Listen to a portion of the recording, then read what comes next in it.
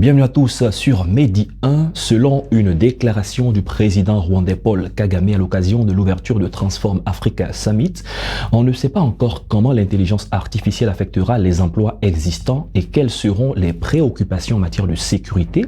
Mais il est aussi déjà possible de voir que c'est l'Afrique qui a le plus à gagner. Avec notre invité du jour, nous verrons comment les entreprises africaines anticipent avec l'IA, intelligence artificielle. Nadège Koufi est avec nous. Bienvenue sur le plateau de Medi 1. Bonjour.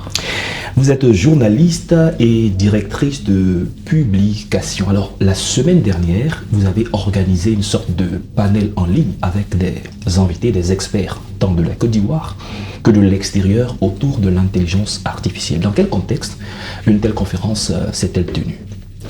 Bon, nous avons organisé cette conférence en ligne dans le but de pouvoir mieux comprendre ces technologies nouvelles pour tous ces pays qui sont en train d'accueillir cette science-là. Très bien. Alors, vous parlez de science, technologie nouvelle, hors antenne.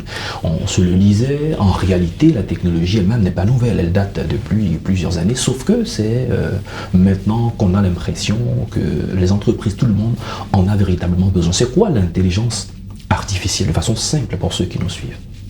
De façon simple, je dirais que l'intelligence artificielle est une science qui vient apporter un plus à ce que l'homme fait et l'aider dans ses tâches. D'accord. Donc, si on parle d'intelligence artificielle, derrière l'intelligence artificielle, il y a l'humain, certainement, qui fait les programmations. Oui. Alors, quelle opportunité, de votre point de vue? Opportunités, il y en a beaucoup, parce que ça permet de réduire les coûts au niveau des entreprises.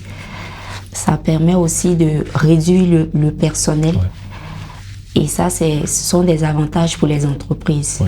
Mais au niveau des employés, ce sont des craintes. Ce sont des craintes. Donc, il y a aussi des avantages et des inconvénients pour ces technologies. D'accord. Revenons sur le partage d'expériences que vous avez eu lors de cette conférence en ligne. Puisqu'il y avait des expériences d'autres pays, ça nous intéresse. Qu'est-ce qu'on pourra retenir avec les exemples certainement qui ont été donnés? Bon, pour cette conférence en ligne, nous avons invité des experts de différents pays et de divers secteurs d'activité.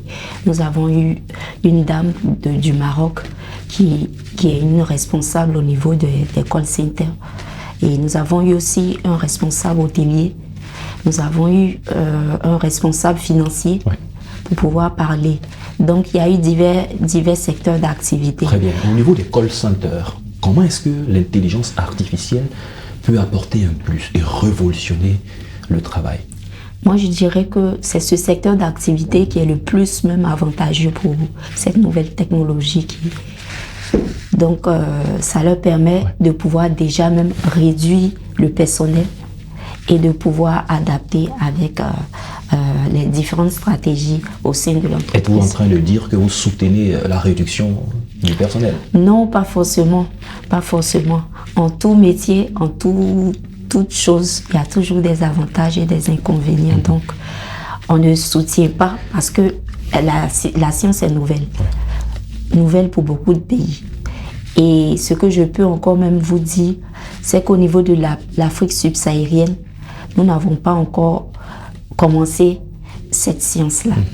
Elle n'est pas vulgarisée, vous le dites, dans la manière de faire tout ça. Donc, selon un rapport que j'ai, l'indice mondial de préparation des gouvernements à l'intelligence artificielle, c'est seuls 5 pays africains qui sont identifiés et étant prêts dans la préparation, l'exploitation et le contrôle de cette technologie. Pourquoi c'est seulement 5 pays? Pourquoi c'est pas vulgarisé? Est-ce que c'est pas adapté? Est-ce que les Africains ne sont pas encore 5 pays, prêts? c'est coûteux. C'est coûteux. Cette technologie est coûteuse. Donc, il y a aussi ça. Il faudrait prendre ces paramètres-là. D'accord. Au niveau du partage d'expérience, vous avez aussi évoqué les services d'hôtellerie, par exemple. Comment est-ce que l'intelligence artificielle peut aider?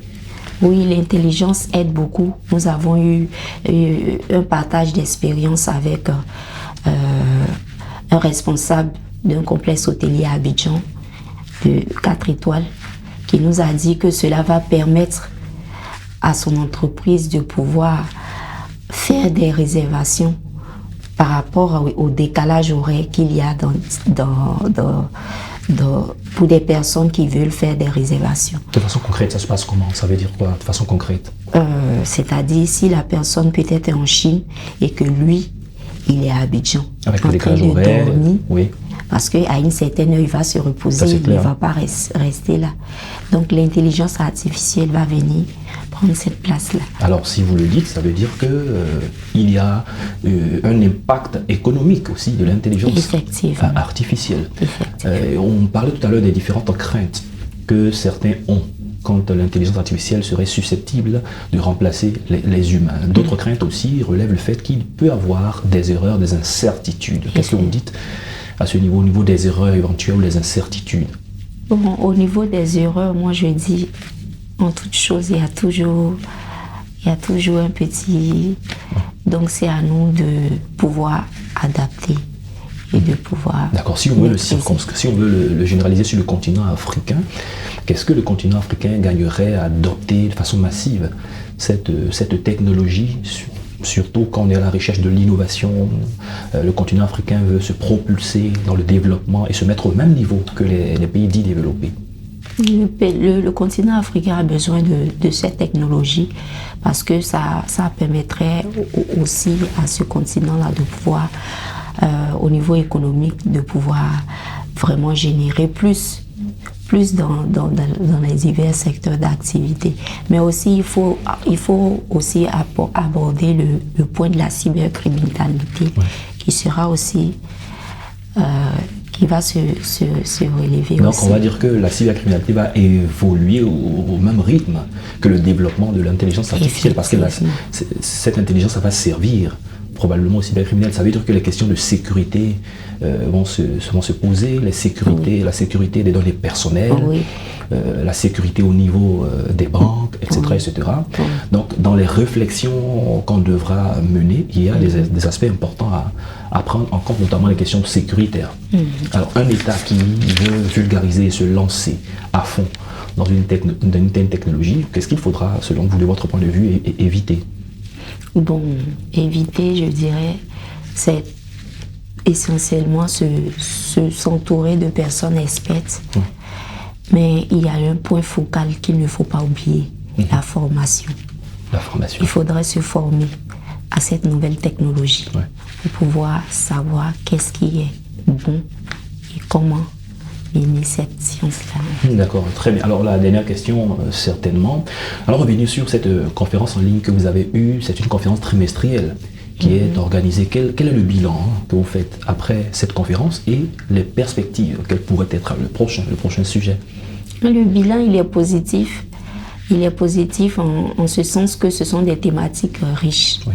C'est vrai, peut-être qu'il n'y a pas plus d'audience, mais au niveau de la qualité des thématiques, je pense bien qu'on arrive à aborder. Mais ce sujet n'a pas été épuisé. Il y a des ramifications probablement à ce sujet. Oui, c'est un sujet qui est vraiment très vaste.